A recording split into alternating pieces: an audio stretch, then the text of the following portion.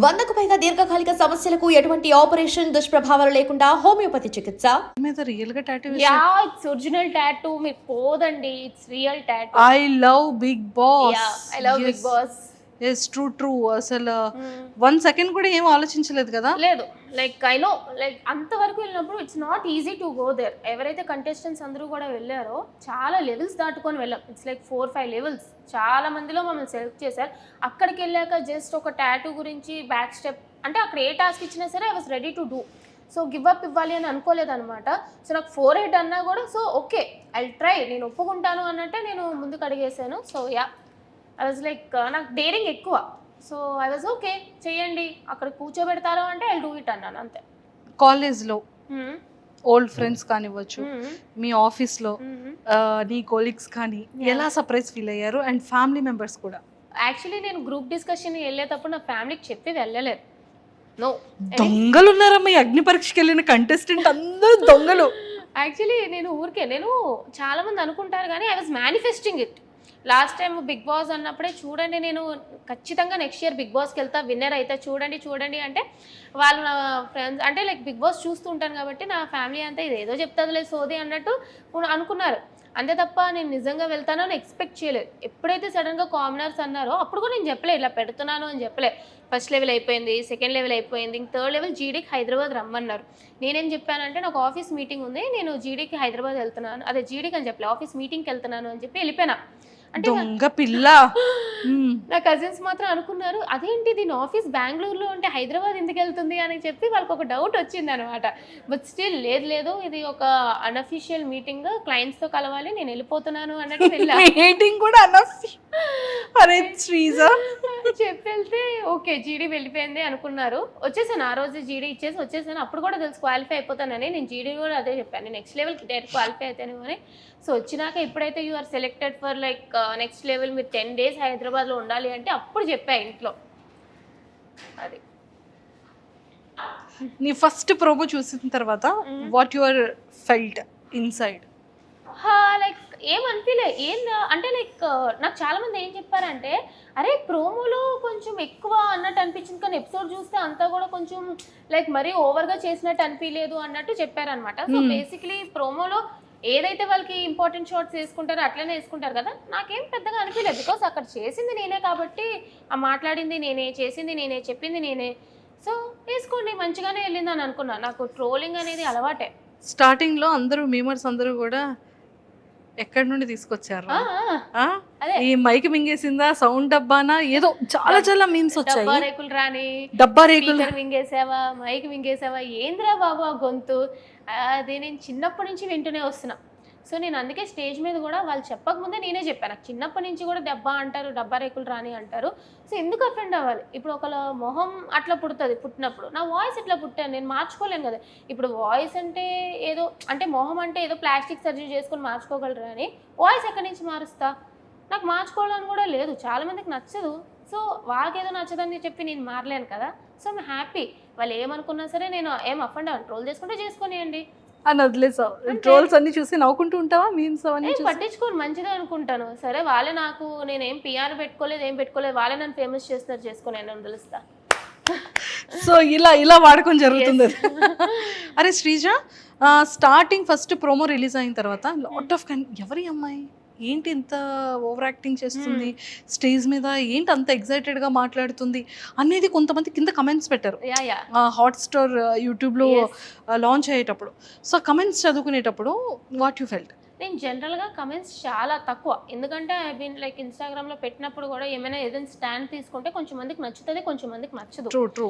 So most of the నా content ఏంటంటే చాలా మందికి నచ్చకుండా కూడా ఉంటుంది. 70% నచ్చినా 30% నచ్చదు.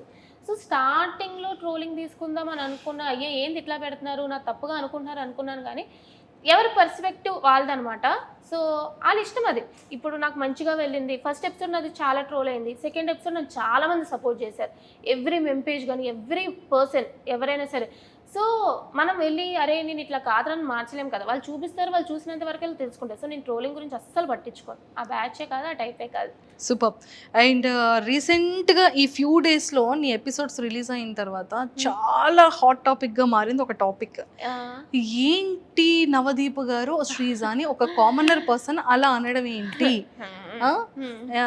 ఓ వచ్చేస్తారమ్మా, ఊపుకుంటూ వచ్చేస్తారమ్మా ఊరు నుంచి, సంథింగ్ ఆ వర్డ్స్ యూస్ చేశారు.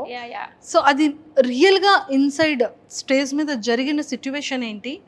అండ్ లాస్ట్లో అతను స్మైల్ ఇచ్చేది కూడా చిన్నది కనిపించింది, లైక్ నవదీప్ గారు అది కామెడీగా అన్నారా సీరియస్గానే అన్నారా?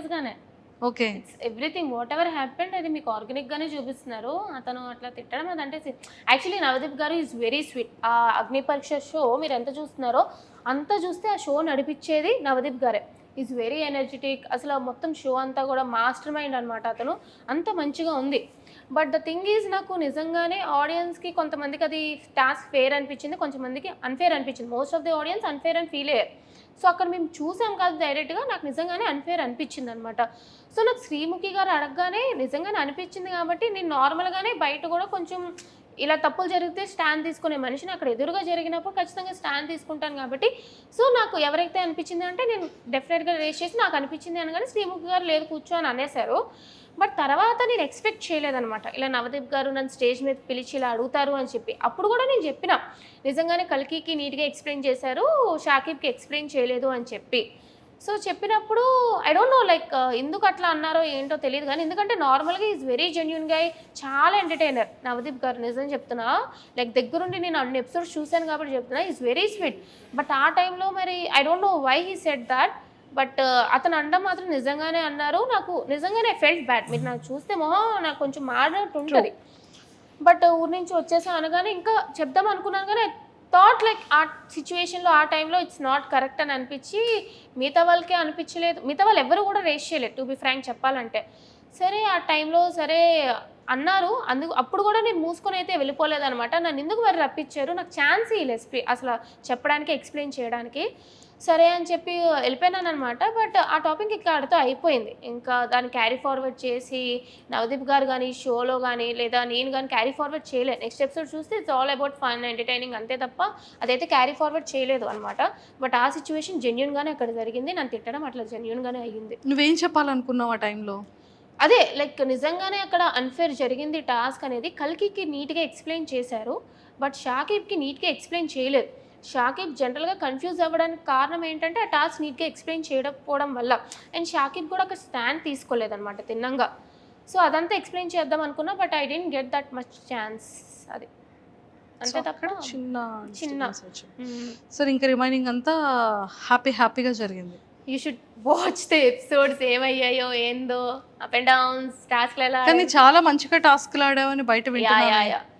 టాస్క్ ఇవన్నీ కూడా దెబ్బలు ఇవన్నీ కూడా టాస్క్ పరంగానే ఉంటాయి. చాలా. కానీ కొంతమంది కంటెస్టెంట్స్ దగ్గర వింటున్నా ఏంటంటే శ్రీజాని వాంటెడ్ గా లేపారు.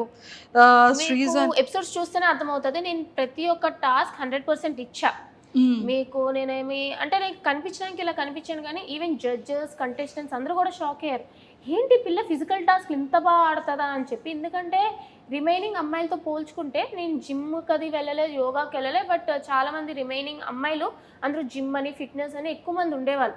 సో వాళ్ళు జనరల్గా స్ట్రాంగ్ అనుకుంటారు. నేను జిమ్ అది నా సాఫ్ట్వేర్ 24 గంటలు కూర్చొని పనే కాబట్టి నేను జిమ్కి అది ఎప్పుడు వెళ్ళలేదు. But once they seen me in task they are literally shocked. లాస్ట్లో కూడా అందరూ నన్ను స్ట్రాంగ్ అనుకుంటూనే ఉన్నారు తప్ప వీక్ అని ఎవరు కూడా నాకు చెప్పలే. సో ఎవరు నన్ను పుషప్ చేయలే, నేను పుషప్ అయ్యా. బట్ ఆబ్వియస్లీ మిగతా వాళ్ళకి ఎట్లా ఉంటుంది అంటే కో కంటెస్టెంట్స్ అంటే ఆబ్వియస్లీ అలా అనిపిస్తూ ఉంటుంది కాబట్టి అలా అనిపించుంటుంది తప్ప no one pushed me up. ఇంకా నన్నే తిట్టారు ఆడు కూర్చొని చెప్పాలంటే.